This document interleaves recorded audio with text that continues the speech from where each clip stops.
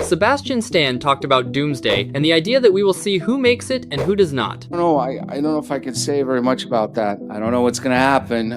We'll see who makes it or who doesn't. Some of the characters we love are not walking out of Doomsday alive, and honestly, that is exactly what this movie needs to do. Doomsday has to thin the roster before Secret Wars. If everybody survives, Secret Wars becomes too crowded to tell a real story. And more importantly, if Doom does not kill anyone, he does not feel like a threat. Marvel needs you to walk out of that theater shaken. They need you to believe Doom is the most dangerous villain the MCU has ever seen, and the only way to do that is to take people off the board, permanently. Real quick before we get into it, I'm trying to hit 1,000 subscribers before Doomsday drops. If you are into MCU breakdowns like this, hit subscribe and turn on notifications. It genuinely helps more than you think. Alright, let's start. Spider-Man. As I told in my other videos, Tobey's Spider-Man is returning for Doomsday, but it won't be a comeback tied to his story. His return will be used to show his universe being destroyed. In No Way Home, Tobey showed up as the oldest, calmest version of Peter Parker. He had already lost people. He had already made peace with it. He was emotionally complete. Spider-Man 4 with Sam Raimi fell apart years ago, and Tobey's Peter Parker was left without a final chapter. Doomsday could be the closure that never came. There is also a rumor thread connecting the Raimi Spider-Man universe and X-Men universe as worlds that collide during incursion events in this film. People link those dots because both are legacy franchises Marvel now controls, and both have unfinished stories. If Tobey's world is one of the universes being wiped out, his death becomes part of that collapse. And here is the practical side. Killing Tobey hits incredibly hard, but it does not touch Tom Holland's arc at all. The main MCU Spider-Man plan stays clean. You get one of the most iconic superhero deaths possible, with zero cost to the franchise going forward. That makes him the cleanest, high-impact death Marvel could write. Steve Rogers. Steve went back in time at the end of Endgame to live a full life with Peggy Carter. That choice broke the established rules of the timeline, and that is exactly where the death logic starts. The running theory, based on multiple rumor threads and fan analysis, is that Doom views Steve as one of the people who pushed the multiverse toward incursions. Steve played with time. He created a branched timeline or collapsed one, depending on how you read it. Either way, it sent ripples. Some leak-adjacent sources claim Doom's universe and his family were erased somewhere in that chain of events. If that is even partly true, Doom does not just want Steve out of the way. He wants Steve dead. It is personal. There has also been chatter around set photos showing a 1960s style house that people connect to Steve and Peggy's life together after Endgame. Some reports claim Peggy is involved in those scenes. That lines up with Doom going after Steve and the life he chose. The bigger picture is simple. Steve is a foundation character. He built the Avengers. He held the shield. His goodbye being inside Doomsday or carrying into Secret Wars sets the stage for the next era. It tells the audience that the original chapter is truly over. And for Doom, killing Steve Rogers is not just eliminating a threat, it is punishing the man Doom blames for everything he lost. That gives Doom a motivation rooted in pain, not just power. It makes the villain feel real. Thor. Thor is one of the last original era Avengers still active. That alone makes people nervous. When Marvel released the Thank You, the Legacy of Thor video, fans treated it as reflective. It felt like a look back, not a look forward. The timing lined up with Doomsday production, and people read it as a signal. Now layer in the Loki connection. Loki is sitting on the throne at the end of time, holding the multiverse together. If Doom targets Loki, and the rumors strongly suggest he does, Thor follows. Thor always goes where Loki is. That has been true since the first Avengers film. It puts Thor directly in Doom's path whether he wants to be there or not. But here is the detail that makes Thor's situation different from everyone else on this list. Valhalla exists in the MCU. We saw it in Love and Thunder. In the comics, Asgardian death is not always permanent. It is a transition that opens the door for Thor to fall in Doomsday, but still appear in Secret Wars in some form. He could return as a spirit, a Valhalla warrior, or something else entirely. His death does not have to be the last time we see him. It just has to feel like a real cost. And losing Thor, even temporarily, would be one of the biggest emotional hits the MCU can deliver right now. Loki. At the end of his series, Loki sits on the throne at the end of time. He is holding the multiverse together. Every branch, every timeline, every reality flows through him. That is the concrete starting point. If Doom is going to reshape reality into Battleworld, which is the expected direction for Secret Wars, Doom needs control over the system that holds the multiverse in place. Loki is that system. He is the clearest access point. This is not about Loki being a popular character or a dramatic death being good for a trailer. It is about positioning. Loki is sitting on the one thing Doom needs most. That makes him a target by default. The question is how Doom handles it. There are three grounded outcomes based on what we know about Doom's character and the story structure. 1. Doom kills Loki outright and takes control of the temporal loom or whatever system replaced it. 2. Doom manipulates Loki, tricks him into surrendering his hold, and uses that power for himself. 3. Doom removes Loki from the throne without killing him, but strips him of his role, which functionally ends Loki's purpose anyway. All three serve the same goal. Doom gets control, Loki loses what he sacrificed everything everything to protect. The most likely version, based on how Doom operates in the comics, is that Doom does not ask, he takes. And Loki, no matter how powerful he became at the end of his show, is still one person holding together something that was never meant to be held by one person. That is a vulnerability Doom would exploit immediately. Professor X. Patrick Stewart has played Charles Xavier across multiple decades and multiple timelines. He showed up in Multiverse of Madness and was killed by Wanda in that film. That was a variant. But the pattern is worth noting. Xavier dies in big moments. That is true in the comics too. Across major X-Men storylines, Charles often gets a heroic end. He sacrifices himself to protect his students or to hold the line against something bigger than any one mutant. That recurring pattern fits perfectly into what Doomsday seems to be building. There is also the age factor. Stewart is in his 80s. He has talked openly about how many more times he can realistically do this. If Doomsday brings back the Fox-era X-Men for one final event, this is the moment Marvel fully closes that chapter. You give Xavier a death that actually means something. Not a variant getting snapped in someone else's movie. A real, full-weight farewell that honors the entire Fox run. That also clears the board for a new mutant era. Marvel is building toward a recast MCU X-Men team. Having the old Professor X still alive somewhere in the multiverse makes that harder to sell. A definitive goodbye simplifies the transition. It says this chapter is done, and now we start fresh. Nothing here is officially confirmed, but out of everyone on this list, Professor X dying in Doomsday feels like one of the most logical and emotionally earned outcomes Marvel could deliver. The pieces line up almost too cleanly to ignore. Magneto. If Professor X goes down in Doomsday, Magneto is likely right beside him. These two characters have always been a pair. Their stories work best when they end together. Ian McKellen is publicly attached to Doomsday. He leaked in an interview about destroying New Jersey, which tells us Magneto is involved in a major destruction set piece. Things will become a little bit easier, though I did destroy New Jersey the other day.